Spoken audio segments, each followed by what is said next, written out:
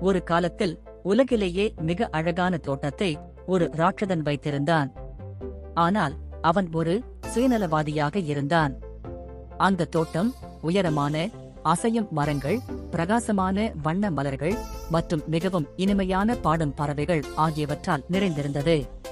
அந்த அழகிய தோட்டத்தில் குழந்தைகள் விளையாடுவதை விரும்பினர்.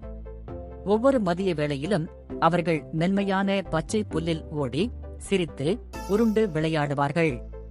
ஒருநாள் நீண்ட பயணத்திற்குப் பிறகு வீடு திரும்பிய போது தனது தோட்டத்தில் குழந்தைகள் விளையாடுவதைக் கண்டான். இது என்னுடைய தோட்டம் என்று அந்த ராட்சதன் கர்ஜித்தான்.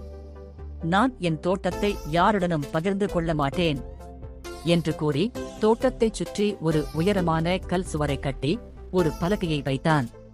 அதில் குழந்தைகளுக்கு அனுமதி இல்லை என்று எழுதியிருந்தது. அதைக் கண்டு குழந்தைகள் சோகமாக இருந்தார்கள். அன்று முதல் குழந்தைகள் தோட்டத்திற்கு வருவதில்லை.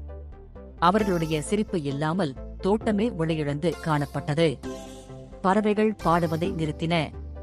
பூக்கள் வாடின. மரங்கள் பூக்க மறுத்தன. கடுமையான குளிர்ந்த குளிர்காலம் மட்டுமே எஞ்சியிருந்தது. சுயநலமிக்க ராட்சதன் வசந்தத்திற்காக காத்திருந்தான். ஆனால் அது ஒருபோதும் வரவில்லை. பின்னர் ஒரு நாள் ஒரு அதிசயம் நடந்தது. தோட்டத்தில் கேட்ட சிரிப்பு சத்தத்தால் ராட்சதன் விழித்து உடனே வெளியே எட்டிப் பார்த்தான். மீண்டும் சிறு குழந்தைகள் விளையாடுவதைக் கண்டான். பூக்கள் மலர்ந்திருந்தன. பறவைகள் கீச்சிட்டன. தோட்டத்தின் மேல் சூடான தங்க சூரியன் பிரகாசித்தது. குழந்தைகள் சுவரில் இருந்த ஒரு சிறிய துளை வழியாக உள்ளே நுழைந்து தோட்டத்திற்கு மீண்டும் உயிர் கொடுத்தனர். பின்னர் அந்த ராட்சதன் ஒன்றை கவனித்தான்.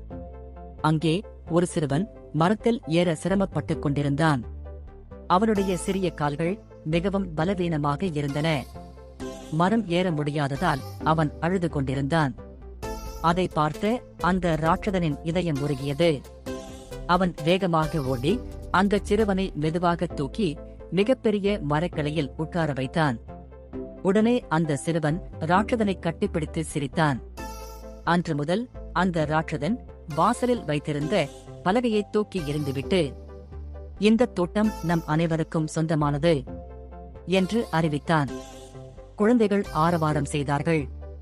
ஒவ்வொரு நாளும் அவர்கள் ஒன்றாக தோட்டத்தில் விளையாடினார்கள்.